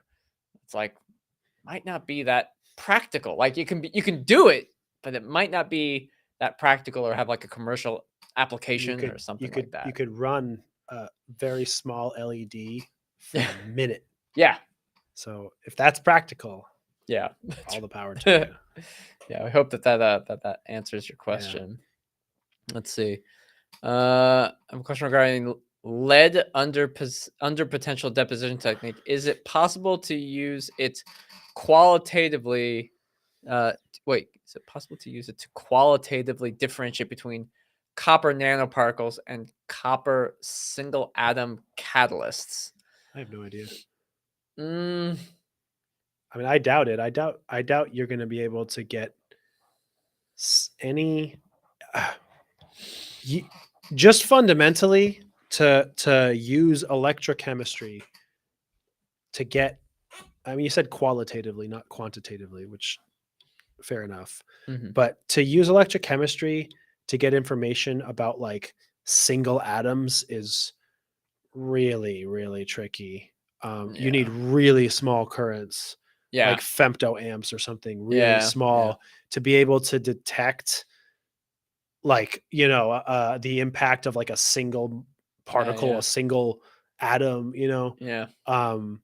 so even just fundamentally from that perspective, I would have severe doubts about the any kind of differentiation or measurement of a single atom Mhm.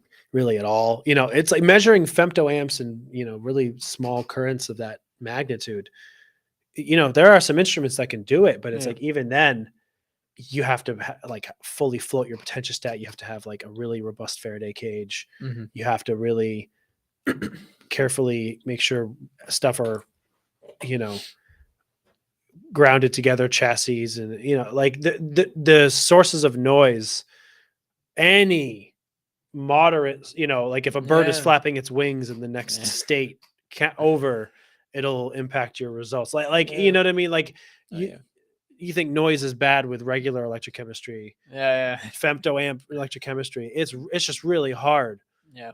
So I'm not. I mean, I guess it's not impossible, but and then specifically to this technique, I've only kind of briefly read here and there about like potential, like a platinum under potential Yeah. deposition.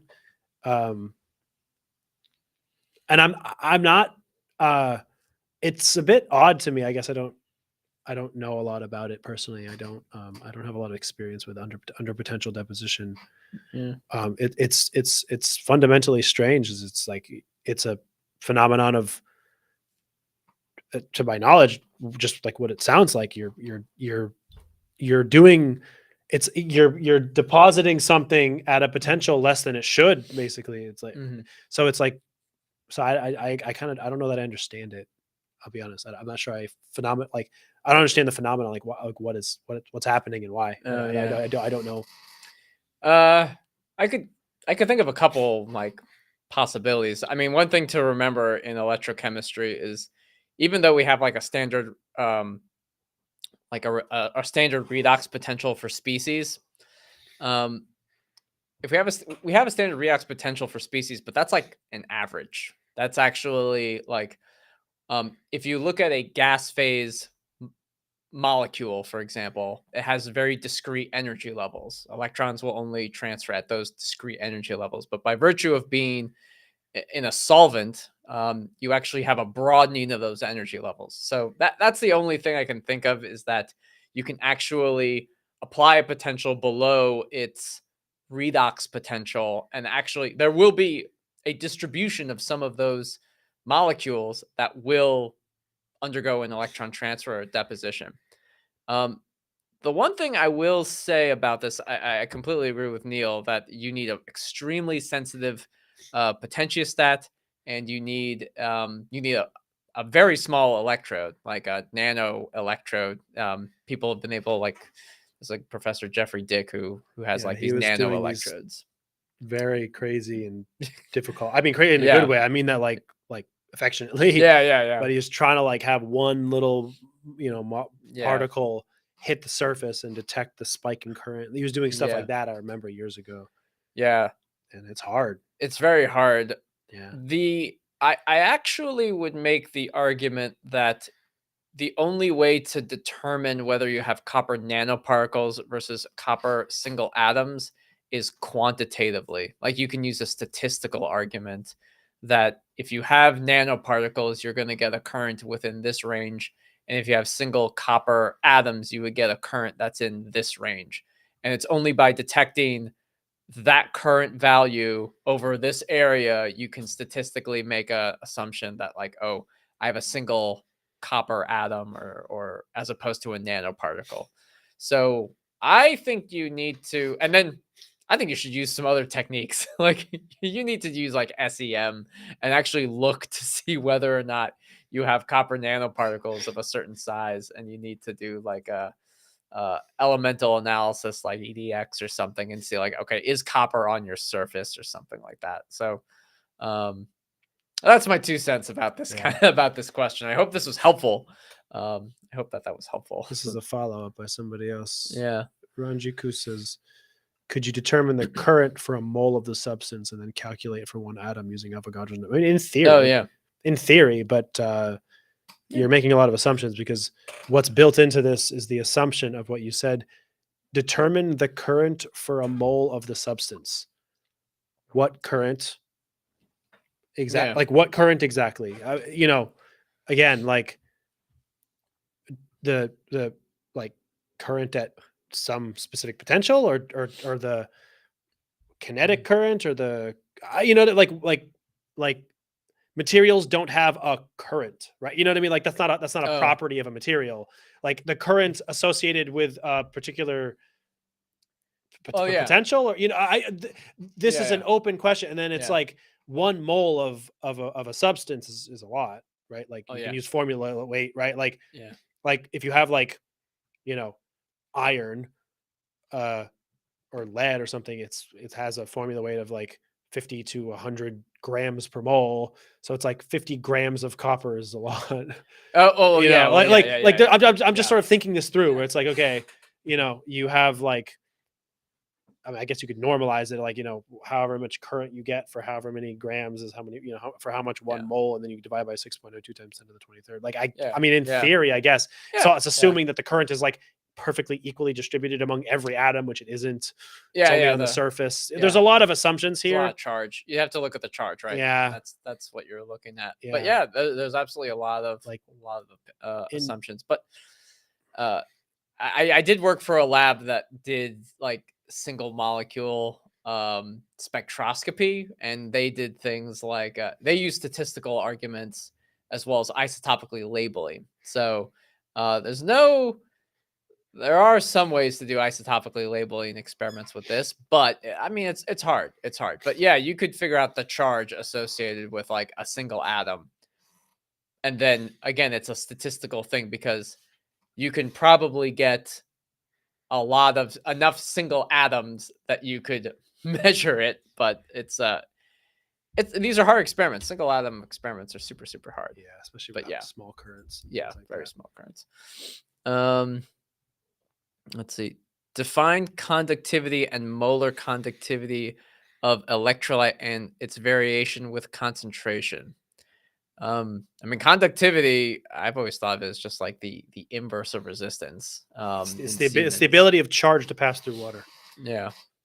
In short, right? In short. Whether that's electricity directly, like Mhm. if you drop a hair dryer into a bathtub, Yeah. right? Like, electricity directly, like zapping through water, or in terms of electrolyte and electrochemistry, it's the ions. And so the second Yeah. part of your question is molar conductivity of electrolyte and its variation. So generally speaking, the more salt you put in water, which means the higher molar conductivity, the higher the molarity, whatever, right? The more ions are in solution, and the more ions are in solution, the more solvated ions there are, which means there's the greater capacity of the fluid, the water, but it doesn't have to be water, it can be non-aqueous, but the more capacity of the fluid to transmit charge, because the movement of a positive or a negatively charged thing is the passage of current, essentially the passage of charge. That's what conductivity is. It's the ability of a thing to pass charge or current, basically. Yeah. And that either takes the form of electrons or ions, right? Yeah. And electrochemistry involves both. It involves the the transportation of electrons, usually through the external circuit, the potentiostat or whatever, and the balancing of that. I know there's a whole thing about this, right? But generally speaking, the balance of that in solution through an electric field or an ionic transport, whatever you want to call it, right, of the electrolyte. So I hope that's an overview for you. So Hisham has just a quick, I guess. Yeah, lead underpotential deposition is used for determination of electrochemically active surface area. Okay, so this is one of those things. Yeah, I think that, to just finish that analogy, it's like the platinum one, which is the more popular, sort of more well-known one, right? The platinum hydrogen thing, that's 210 microcoulombs per centimeter squared. I think that's also it's called underpotential deposition. If I'm not mistaken, unless I'm conflating that with, it's a different process. But anyway, I have seen this related to the ECSA determination for platinum. Yeah. So I think what you're at here is, this is like one of those well-defined things to which people know, the theoretical capacitance or something of that monolayer formation, and so you can determine ECSA. Something, I'm guessing that's kind of what this is.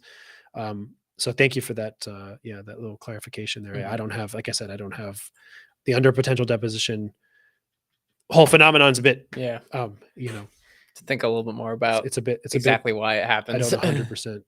Yeah. What is a galvanic cell? Yeah. What's your opinion? What's your opinion about India? What's my opinion about India? Yeah. Just like, what about it?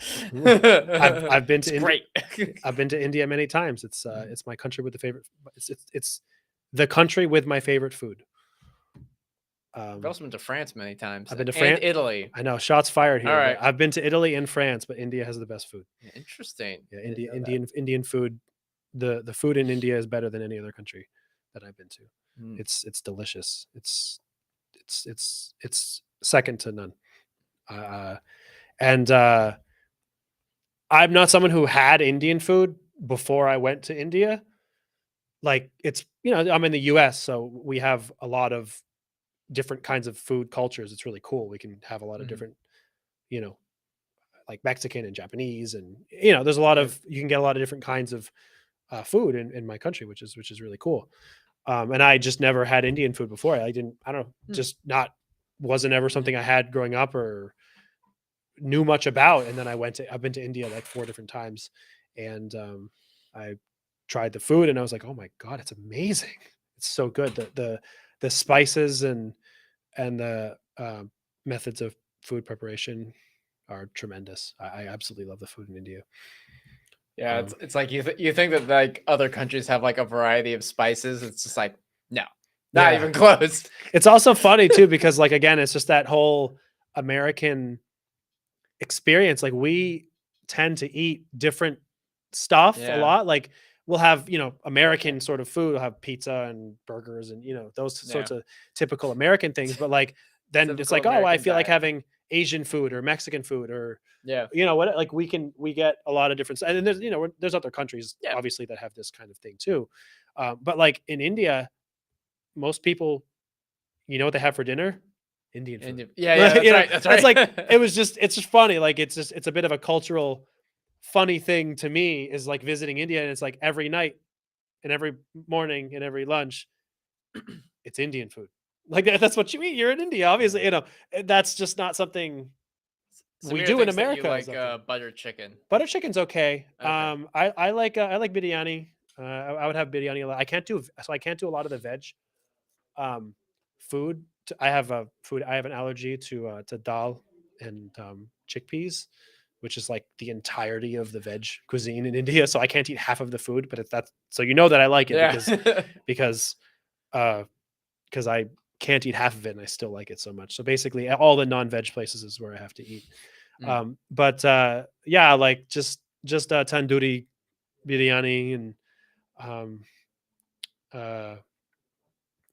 don't know, just basically most non-veg dishes. There's a million food items. The one thing that I don't like that much is mutton, but otherwise I kind of like almost everything. And I like spicy food too. So usually when I go, I have friends who try to get me to eat something really spicy, and I have a very high tolerance for spicy food. I've heard that Madhya Pradesh is where the spiciest food is, and I haven't been to that part of India. I've been almost everywhere. I've been to more airports in India probably than America. So, but I haven't been to Madhya Pradesh, where I believe all the spicy food is. So that's on my bucket list. I think you asked an electrochemistry. Yeah, he did. Something about galvanic cell. Cell. I don't know. Yeah, I'm more interested in about Indian food, but a galvanic cell is just a cell that generates current. Boom, done. Now we can talk more about Yeah, Indian more about food. Indian food. Thank you. Yes, Yeah. that's much more important. Yeah. A galvanic cell is just Yeah. it's thermodynamically favorable to generate current when you have these two like Right. redox species And together. it's the That's converse of that is an electrolytic cell, Yeah. which is not spontaneous, basically. Yeah. Not spontaneous. Someone has a question just for me. Yeah, just for you. Does having an ultrasonic bath or playing music next to the potentiostat disturb the obtained? Depends what kind of music. If you play Slipknot, yeah. If you play Mozart, no. No, I don't know. Ultrasonic bath, maybe. I would avoid having things that produce sound waves near your electrochemical cell in general. I think the ultrasonic bath, it's possible. To be honest, it depends on how sensitive your impedance experiment is, right? And if you are really concerned about sources of noise and things like that, turn off the lights in your laboratory. Like, Oh yeah. Put a Faraday cage, put a box around a metal cage around the whole thing. You know, all of that, whatever. I don't think, if you had like a speaker pumping out death metal, Yeah. like literally physically vibrating everything, Yeah. yeah, it's going to probably affect your experiment. If you're just playing in your earbuds, like your death metal, you're going to be fine, Yeah. But generally speaking, just having some music in the vicinity is probably not going to do anything. Yeah. I don't think. Oh, you're from Hopefully. Madhya Pradesh. Okay. Yeah, I like I said, I think that's the one place I haven't been to. So there also asked the question, can you do the same with chemical kinetics? I forgot what this was in with respect to, but you can ask a chemical kinetics question and we can try to answer. We may or may not be able to. Oh, define conductivity and molar conductivity. Oh, maybe. So was this related to chemical kinetics? Like just define chemical kinetics? I guess I'm not sure exactly what the. Yeah, it's been a while since I've done like true non-electrochemistry chemical kinetics, but they're still kind of like the same. I mean, it's the speed at which stuff happens, right? It's like if you have something goes to something else, chemistry, generally speaking, not even necessarily electrochemistry, it's like the speed at which that happens. Yeah. I mean, very, very like very briefly, very generally, without any other,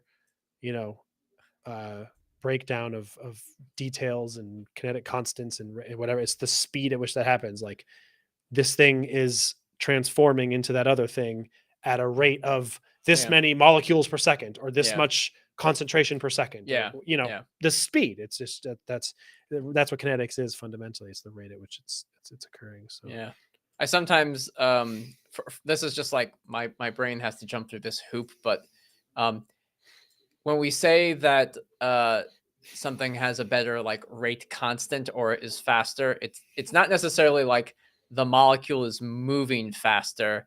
It's like more things happen per unit time. Yeah. So I was like, oh, is that atom actually? No, the atoms aren't moving faster. It's just more of them are happening. Like there's a energetic barrier that's lower, and so it's able to happen more often per unit time. So that's one thing I usually like to think about with kinetics. And then there's lots of rate constant type of things like first order and second order rate laws and whatnot. So, but yes. I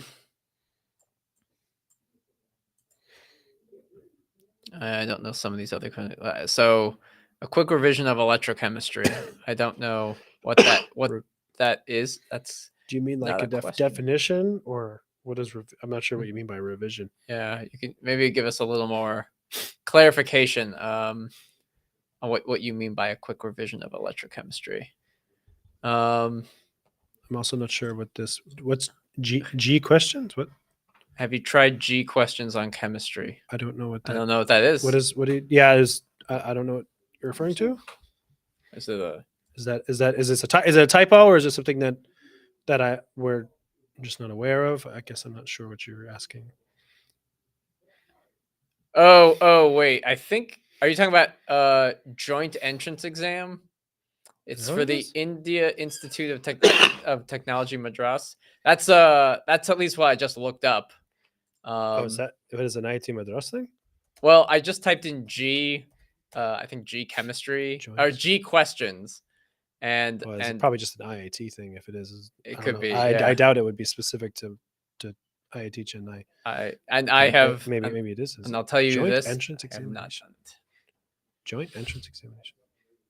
Yeah, I mean, so I'm not from India. yeah. Oh, okay. Joint Joint entrance entrance exam. examination. Yeah, okay. I assume you have to do that to get into any of the IITs, right? I've been to, I don't know, 6 to 10 of the IITs. I have some. My company has some customers at IIT Bombay, IIT Chennai, maybe Bangalore. I've been to IIT. Oh gosh, I'm drawing a blank here.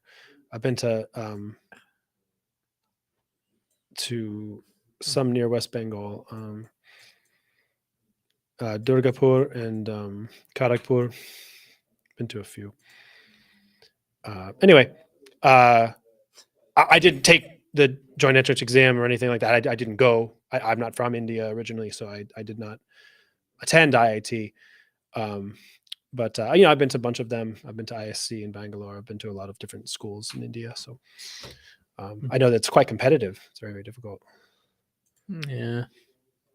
It looks like somebody has been finding my grad school research papers. Oh, really? Yeah, methanol oxidation reaction. Yes, Oh. yes, I did. Using nickel-based electrochemistry, does methanol oxidize via a chemical reaction, or it's electro-oxidized? Yeah, it's a chemical reaction. The electrochemistry occurs through the oxidation of nickel hydroxide to nickel oxyhydroxide, which is what you have here, NiOOH. NiOOH chemically oxidizes methanol, and it self reduces back to NiOH through that process. So it's probably, if I were to simulate it, it's an EC reaction, I think. Something like that. Basically, it's a cycle. It's this cycle of NiOH oxidizes to NiOOH, which oxidizes methanol and itself reduces back to NiOO. Yeah. NiOOH oxidizes methanol or any hydrocarbon basically, while itself reducing back to nickel hydroxide. Mm. And then because you're at a high potential throughout this process, it's being constantly reoxidized to NiOOH, and it's just this cycle that goes on and on. But yes, that's actually a chemical reaction, the oxidation of methanol from that species of nickel in alkaline environment. Thank you for making me relive my graduate school. Let's see. My area of research was lithium-ion batteries primarily, but I also studied fuel cells and alkaline electrochemistry a little bit. A little bit of water splitting, I guess. Everybody tends to do something related to HER or OER or some bit of that if you're just practicing, setting up electrochemistry stuff. But anyway, try solving some of the chem questions of the joint entrance. I pulled it up. I was kind of curious. Oh, did you find some? So I can share my screen. I'm just looking. Where is it? No, Look, we went to school for a really long time. You really want to make us go back to school? Yeah. So I found this. It's the Let me see. Electrochemistry GEE Main 2023. Zoom in a little bit. Oh yeah. Oh yeah. Let's see if I can. Can I zoom? Can I zoom? There you go. There we go. So stuff like this. So these are some of the questions. Not obtained during the electrolysis of brine solution. Oh, that's fun. Yeah, this is fun. Let's see. Standard reaction potentials. The number of metals oxidized by NO3 in aqueous solution. Just like Oxidized anode. standard chemistry stuff. Yeah, some of this looks. Oh wait, okay. is So fun. all right, they give you this reaction, and then you can use this potential to try to see whether or not it's higher or lower or something like that, or put it in a state where it's undergoing an oxidation reaction. So you'd have to like switch this to know that it's like, okay, this is the potential with which NO oxidizes. But yeah, no, these are tough questions. I'd have to think about it a little bit more. I don't want to go back to school. Yeah. I mean, it's been a long time since Don't since make we me did go some of back this to stuff. school. But a lot of this, Just cruelty. a lot of this stuff is very it's like very specific. Like for brine, for this, you would have needed to know, like you would need to know what the reaction is. Like water, like H2O plus NaCl, you'll have Na plus, you'll have Cl minus, and then you'll have some electron transfer stuff happening. And you'll have to figure out which one of these things is just not generated during it. It's got to be chlorine gas. Gotta be chlorine gas. So there was that one guy who did say like, "Hey, can I make a Oh yeah, last sodium week someone was hydroxide trying to do in some my basement?" crazy thing in their basement. Yeah, that's not advisable. Yeah. So I'm gonna answer this one last yeah, question. that's I think right, we're that gonna way for call it a day. Yeah. Get your questions in quickly if you have any other legit Yes. questions here. But this is one I have a slide for. I had to find it. Mhm. Explain a fuel cell detail. I actually can. So let me do that. And if there are any other questions, you can try to type them now. But I'm going to treat this as the last one until or unless there are any other serious questions between now and then. I have a slide I've already made, which should help with this. So I'll explain how a fuel cell works. It has animations and everything. Tell me that you see this when I go full screen. Is it working? Yeah, it's working. I can. Oh, are you doing animations? Yeah. No, Is it animating? It's not animating. It's not animating. Well, Is it? No. yeah, no, it's not. It's not animating. Oh, that's a pain. Try resharing Stop or sharing. something. Yeah, like let me that. try reshare. Hang on. Sharing it. Maybe I don't know. Yeah, I don't. It's like when I'm in presentation mode, I can't. Let me see here. Show presenter view. I'm gonna try to display settings. Hang on. Let me see if this works. Yeah. Because the animations are like the whole thing. Can you see the animations now? Yes. Okay. And we can make it a little bit bigger so that people can. Yeah. Yeah. Okay. Yeah. Now it's. So a fuel cell, I'm showing for proton exchange, alkaline similar, but a proton exchange membrane fuel cell has an anode and a cathode and a membrane. Okay, they're connected through an external circuit, and the membrane allows selective transport. There are channels that run on both sides of the fuel cell, one on the anode, one on the cathode.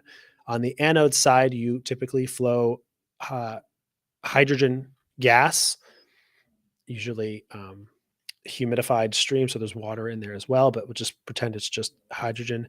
The reaction that happens at the anode is the separation of hydrogen into protons and electrons. The protons go through the membrane from the anode to the cathode. They go through the membrane. The electrons cannot do that. They go through the external circuit. That's the electricity that is generated to power your device or whatever. And so they go through the external circuit and meet up at the cathode. On the cathode side, you flow oxygen or air, as the case may be. And the reaction on the cathode side is the oxygen reduction reaction, which is the oxygen combines with 4 of the electrons and 4 of the protons to produce 2 water molecules. And then water is the product. So that is the very basic operation of a fuel cell. So there you go.